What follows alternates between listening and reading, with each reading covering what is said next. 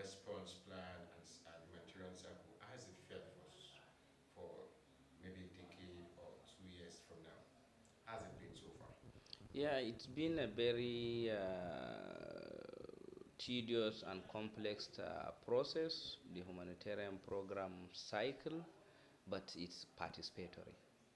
Participatory in the sense that the humanitarian coordination body, which is the United Nations Office for the Coordination of Humanitarian Affairs, has been working round the clock, getting us involved, getting the government, the civil society, and even community members.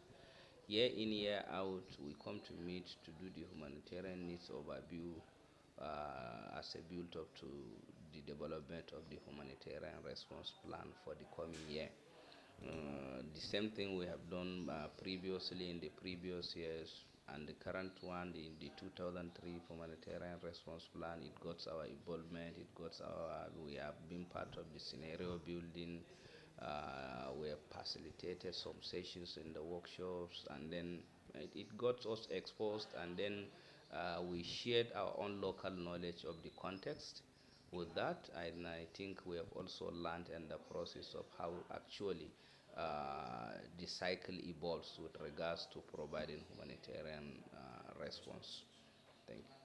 Thank you very much for that. And that's also very germane because, if I may ask, like how many uh, programs, annual program on humanitarian needs overview or the FIAF that you've carried out so far? I'd like to know that and other things that has come as activities under that. I think one of the because it's an annual event, Okay, because it's the cycle humanitarian program cycle is for 1 year. okay. It's just for 1 year. Is for 1 year. Okay, So, and the cycle always starts from the assessment of the needs, okay, what needs actually exist, the estimation of the actual people in need, and then it ends with resource mobilization, and then after the resource being mobilized, responses provided, and then we evaluate the performance of that response. So it's since the establishment of the humanitarian hub and the various clusters in the northeast, I think from 2008 to what I can remember, to date, year in, year out, this plan is being developed, and then for every year. The needs overview, these are the needs that are existing in the various sectors, let's say in education, in emergencies, in child protection, in GBV, gender-based violence. These are all areas of responsibility under the protection sector. In mine action, port security and livelihoods, food security, nutrition, early recovery and livelihoods, all these are sectors, and then through these sectors, there are sectoral consultations with partners and the stakeholders in the sectors, and there's also a kind of a general consultation bringing all the sectors together. I think one thing I noticed and I realized this year is an innovation, okay. the joint intersectoral Analysis framework. analysis framework, which is a kind of a global framework for determining the actual people in needs. We just had the GIF 2.0 consultation some few days ago, I think between the 20, I mean, 30th, 29th. Okay, 30th and and the 30th. 31st of August. The workshop took place in here in Yobe, which I believe it previously was held in Borno and maybe Adamawa. But what I believe is all the three states will be covered. A team of experts from the UN system were here. We've met with the locals, I mean local humanitarians that are the field level Yeah, I mean the humanitarians, national. the field level humanitarians, the government, and all relevant stakeholders, inclusive of civil society organizations and the national NGOs, whereby we had an orientation on the joint intersectoral analysis framework, which is a kind of a harmonized framework, a global framework for determining the people in need, so that that will also form the basis of the HNO and the HRP. This is thank you for running that through. But if I may ask, who is actually funding these processes at the JIAF, and what are the people coordinating it to make it sustainable? What are they doing? Those people, how are they central to the I think project? who is funding it, I don't have the information of who is directly funding it, but who is coordinating and facilitating the process is the United Nations Office for the Coordination of Humanitarian Affairs. Okay, UNOCHA. The UN OCHA is the one coordinating and then facilitating the process. Yes, with in collaboration with the major stakeholders in the state and the national level. In the case of Yobe, I think right from the planning of the workshop, the network of NGOs, OCHA, the State Emergency Management Agency, and the Humanitarian Ministry for Humanitarian Affairs are all involved in right from the planning as well as sector focal persons and the leads in the state were also involved in the planning, leading to up to the orientation workshop that we have had for 2 days, which is very, very engaging and very enlightening and educative. Yeah, thank you for mentioning the fact that you are they're engaging focal point persons and intersectoral leaders. I don't know. I know you play a role, an integral role in that. I would like you to buttress on your role as a sector leader or maybe an affiliate to all these processes, sharing activities that has been done so far from your own angle to maybe subordinate, not really subordinate now, other CSOs of ground under your leadership.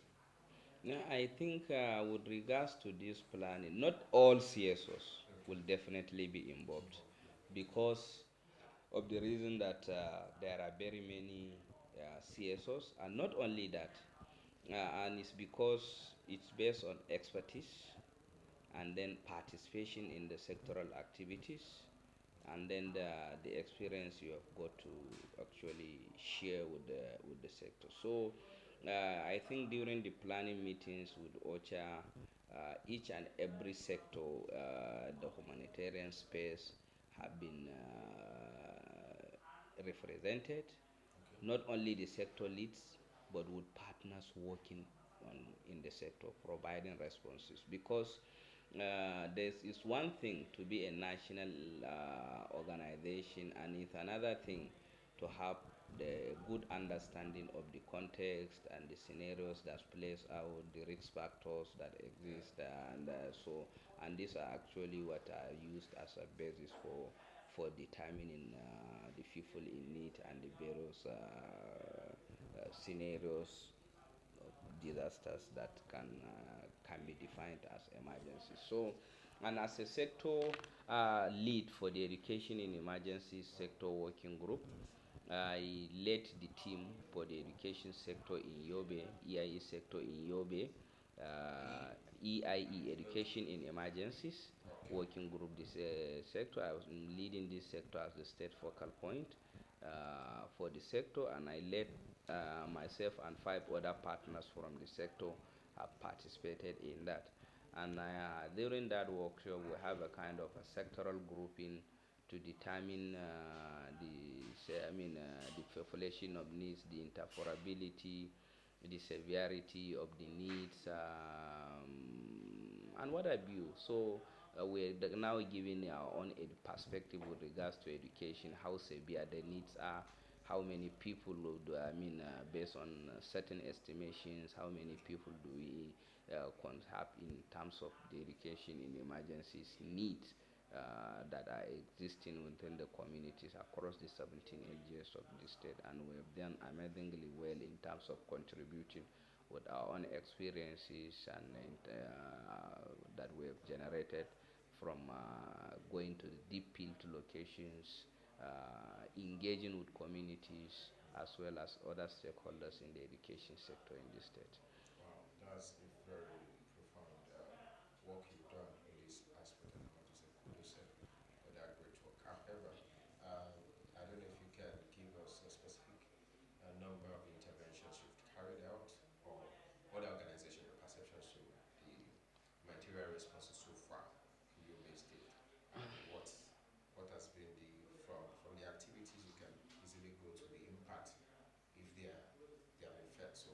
Okay, in terms of activities we have carried out, I think as a network, we are a coordinating body, not an implementing body.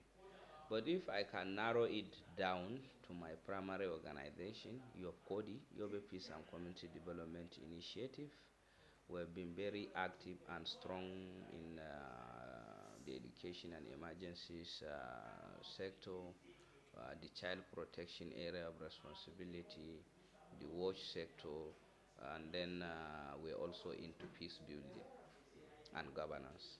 So, in the humanitarian sector, since 2016, we've been implementing various interventions in education with various international partners and even the Nigerian Humanitarian Fund, the NHF. Yokodi is one of the eligible partners that have received some funding from NHF and have been implementing both multi-sectoral activities. I think in 2021 there was a multi-sectoral project implemented by Yokodi for the education and child protection subsectors because of and it's an integrated kind of response because you cannot separate the protection of children from education, and you cannot separate education from their protection and the well-being. So, and it is in this regard that we come up with that idea of having the multi-sectoral and based on the needs that have been on ground, because there are several protection needs, psychosocial support services needs in the schools of children affected by crisis and conflicts, children as a result of certain tragic, experiences they have had. They have lost their concentration. They have lost interest in schooling. Their families have been impoverished and displaced. So they don't have any hope that of continuing the education. And because the whole crisis is as a result of opposition to Western education. And this has also gone a long way in scaring some parents to even send their children to school, and the children, even adults, like especially adolescents, losing interest in going to school.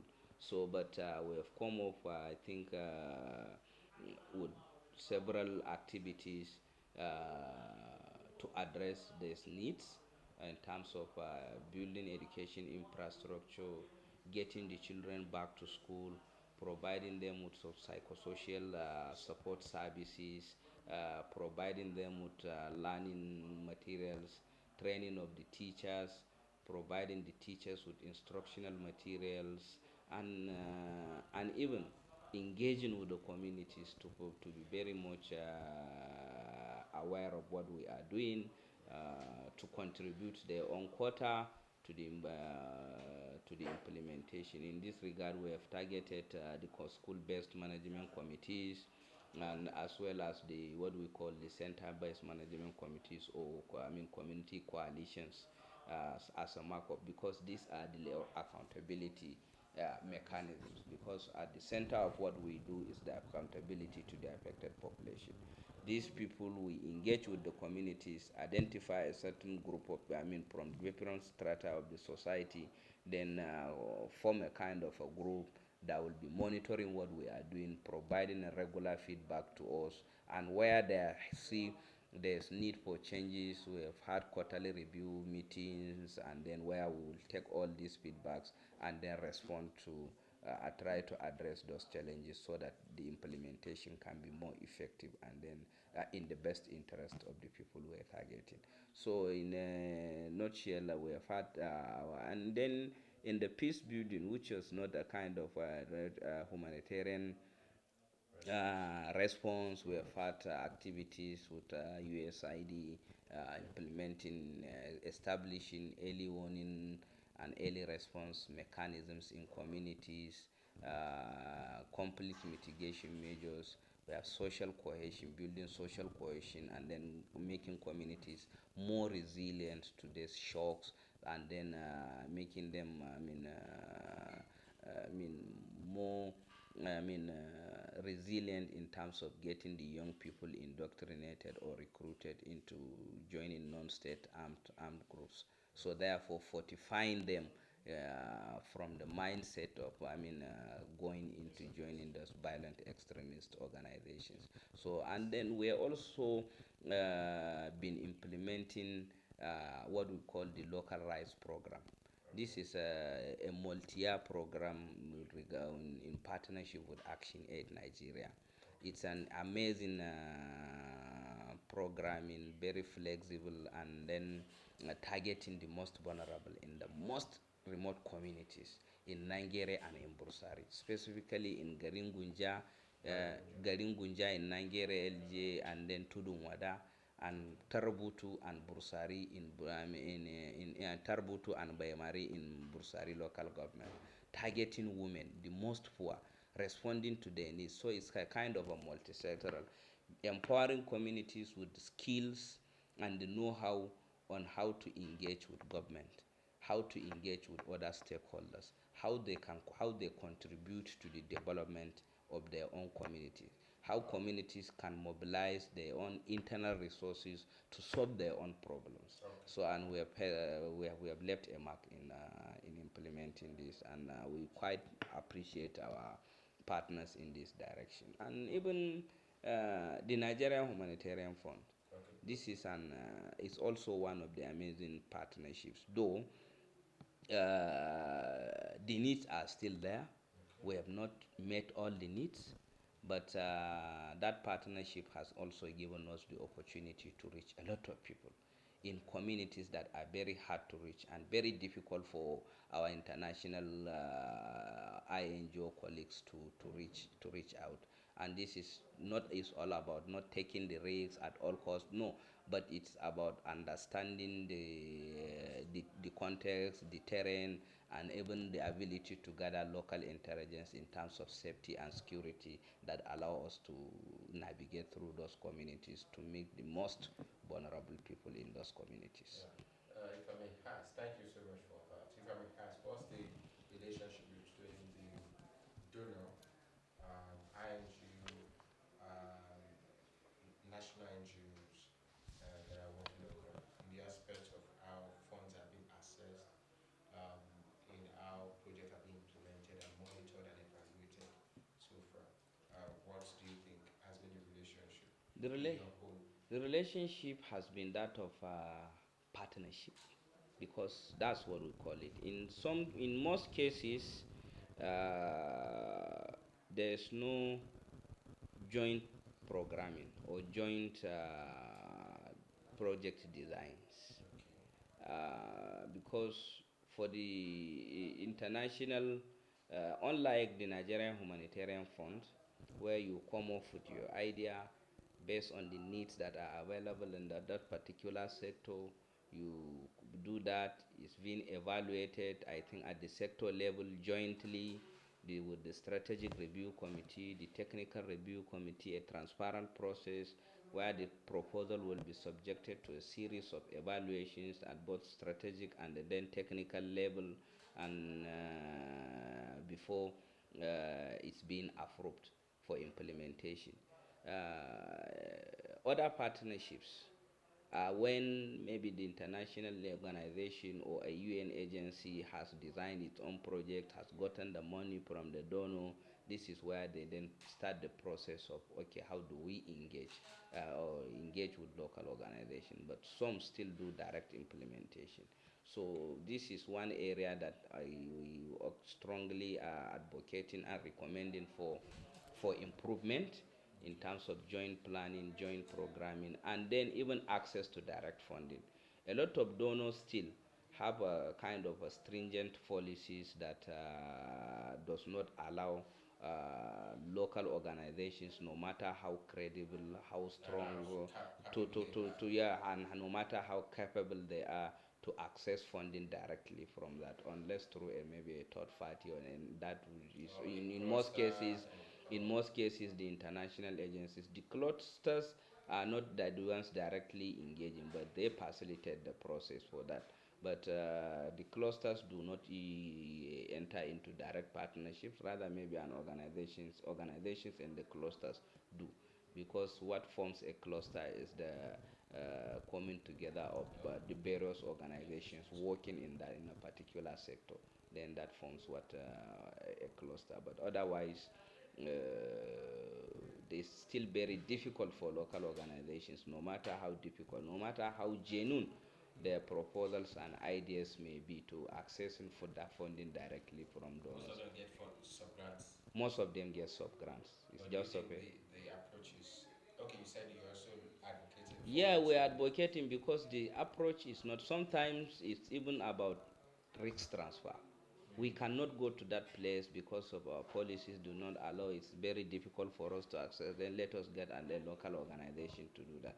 And we're not, we don't want them to continue to looking at it from the perspective of risk Risk transfer. It is rather on the, from partnerships. the perspective of genuine partnership, whereby we come together, plan together, where necessary, we form consortiums to access funding, and then we provide the most needed, and then touch more lives, save more lives, implementing projects together, Thank you very much. Now, and in a continuation very most cost-effective in a manner. way, yes. Yeah. When we are looking at the cost of managing project directly from donors and the cost of engaging local, I mean INGOs now embarking on um, local engagement instead of what do you have to say about that? Instead of engaging, you mentioned that there are some organizations that still work directly. There are organizations, INGOs, that still That's implement directly without without partnering with local organizations. but what's your say about that? Is there It's uncalled for. One is because working with the locals, it gives you an edge in terms of reaching the most vulnerable in their communities. They have restrictions in terms of their policies. They have a little understanding of the socio-cultural landscape of those communities, so they found it difficult. They find it sometimes very difficult reaching the most vulnerable people, and then it's even not cost effective in most cases, because the resources that may have, maybe if it's with a partnership with a local organization, you can touch 10,000 lives. An international organization implementing it directly may hardly touch 5,000 lives? lives with that, and this is because of the operational cost is understandable, but that still does not mean that they are not relevant. Yeah. We need them. We need the expertise, But because more from the coordination aspect. more from the coordination aspect, and from a more effective, more transparent, more accountable partnership. So that is where I think we will need them, because to be very honest, we are not ripe to that extent that okay, everything should be left to the local organizations. No, or okay, no, the UN organizations should allow international organizations to do it. No, no, but it is all about that strengthening the bond, coming together to understand the various contexts. I mean, plan jointly, share ideas right from the design of your programs, enter into partnerships, implement, and then touch more lives. The issue of is about sustainability Yes. is key, Very key. because there's no sustainability when you have just implemented and then you left. You Yes. have not left any capacity behind, that okay, this as an organization that has worked with a UN or international agency, that has now the capacity to even mobilize resources on its own, to continue to respond to the needs of the people. So that is another key thing. And then the issue of trust, building trust with the communities. You all know in Nigeria, especially in this part of Nigeria, that people tend to trust easily more genuinely Yeah. people they know that are within them and around them. Because even the time you take in explaining certain concepts and principles, knowing the context of the people, knowing their own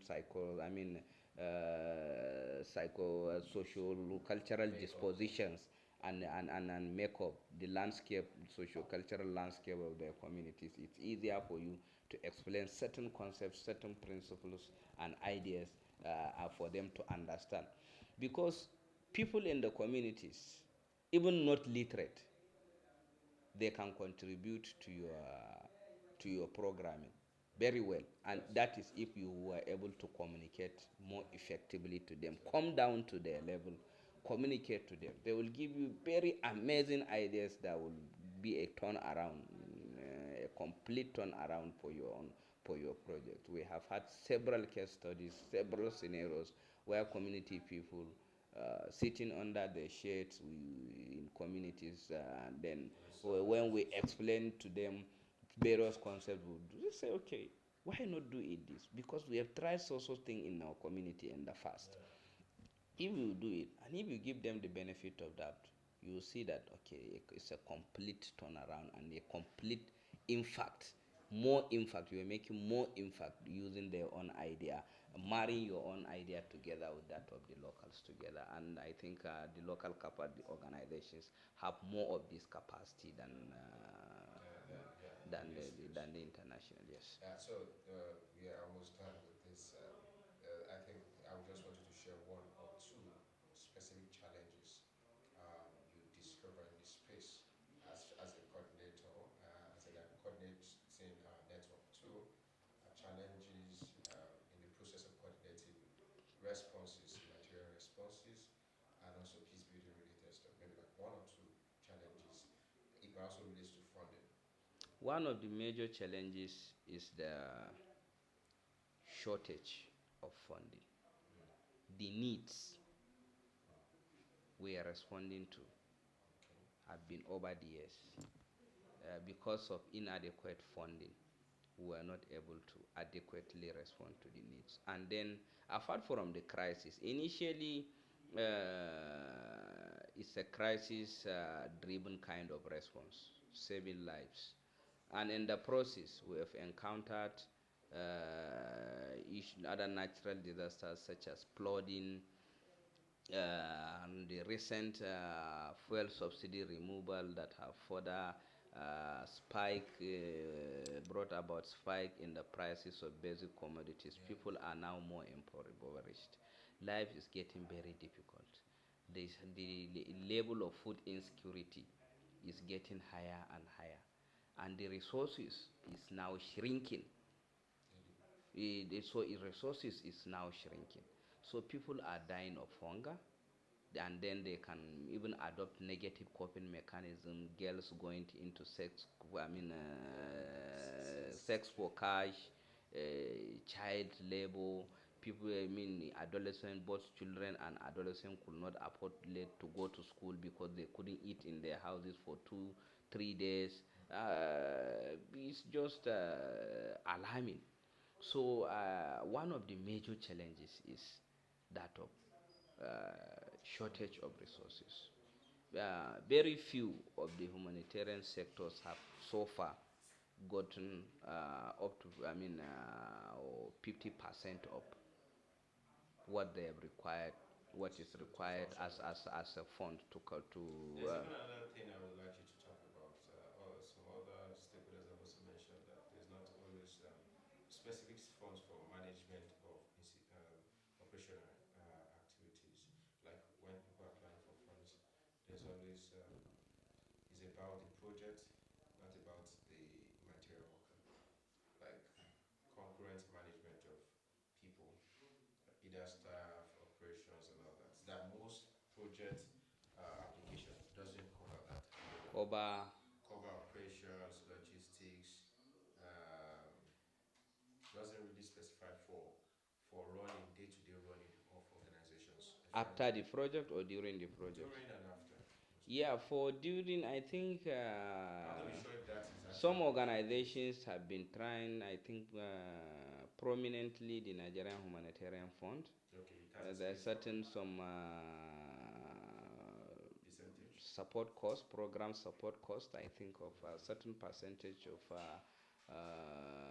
the monies of your total grant will be left for you to sustain in the organization. But otherwise, I agree with you that most of the support is coming as a project based. But I think in recent times, the number of organizations allowing that certain percentage for sustainability has been increasing. And initially, we have had, especially Yobe, we have cried foul of being marginalized, being very few of local organizations in Yobe have been receiving funds because most of the organizations, either from the headquarters in Abuja or from Maiduguri, doing the partnership, I mean, assessment, the informations are not available for people to see and apply even in a competitive process. But we have been seeing very well, I mean, some improvements in that regard. And I think this year, but to be very specific, our relationships as a network across the best states with the Nigeria NGOs Forum has improved. We have had retreats. We're getting to understand one another. It's not about pushing one aside and then we remain one of remains prominent. It is all about how we'll strengthen our systems working together, building, making it more stronger, so that all this in the overall interest of those people in the communities who have been very vulnerable and dying of various emergencies, or affected by various emergencies. Wow, thank you so much for this. One or two solutions you want to provide for anybody who might have the capacity to change any of this in a policymaker or something that might change the trend of some of the challenges you've pointed out. Yeah, one of it is one of the things I want to recommend is that both humanitarian partners, especially the UN agencies and then international organizations, have to be very intentional about working around the nexus of humanitarian peace and development, of humanitarian development and peace nexus, because all these issues, without sustainable peace, without development, if there are certain issues that are being developmental but have been affected seriously by the humanitarian situations we have found ourselves. So if we respond to just the immediate needs and then leave the rest, I think it's like going back to square. Yeah, There's so a loss of to square funding. zero again. I think I also want to recommend for donors to increase funding to local organizations, to come up with systems, strategies that will allow local organizations access funding directly. We are very open. Come the head down, we're very confident of the credibility of a lot of our members. You can do your own assessment, conduct the due diligence you want to conduct, and then let's partner to see in the overall interest of people affected by crisis in this region. Thank you very much. I think has been a wonderful session with you, knowing a lot around the humanitarian front, how it has affected Yobe State, and what has been the context and trend so far. Thank you so much, Thank you very much. Mr. Baba Shehu, Thank you. for the opportunity of having this session with you. Thank you Very, very very much. grateful, and I know that when we have other needs to come around, you always oblige us to be here. I'm Moses Sabolade, and I hope to have another time with you. Thank you very Thank much, you sir. very much. Thank you Thank you. so much. Thank you. I really appreciate